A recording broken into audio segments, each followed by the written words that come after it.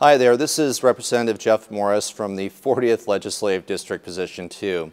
When you'll be watching this presentation, we'll be past what they call the House Policy Committee cutoff, and that means that all the bills that are not out of the House committees they were introduced to at the beginning of our session will be considered dead for this legislative session.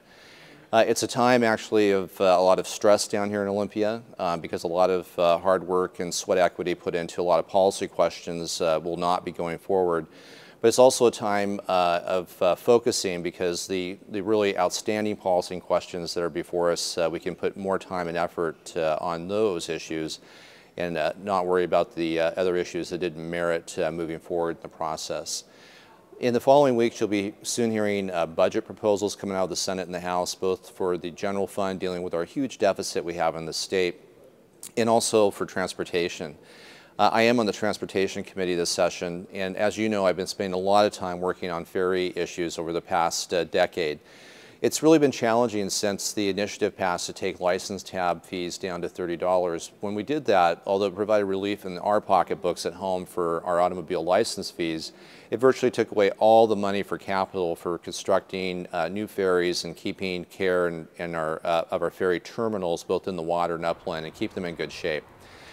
Since that time, the legislature has made, I think, a valiant effort at trying to get funds to keep that program moving forward, but it's been really a hodgepodge effort of differing amounts of money.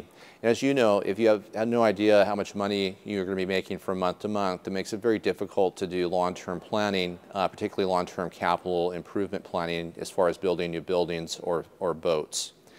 We're looking at coming out with a proposal that would actually restore the traditional level of service to the capital budget so we can actually have a long-term procurement program. We won't be faced with rushing from crisis to crisis as we lose boats out of service because they become unserviceable because of the depreciation of the asset, and also restore a level of service that is moderately back to where we were before this all happened back in the first part of this decade.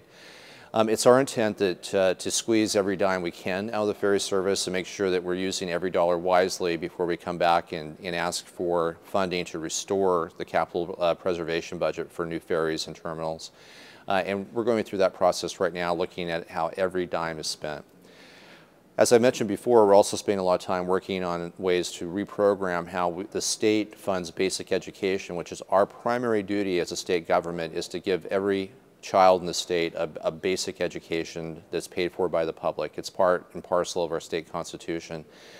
The definition we use to do that now was written back in the late 70s. It's time to have a definition for this century and not the last century.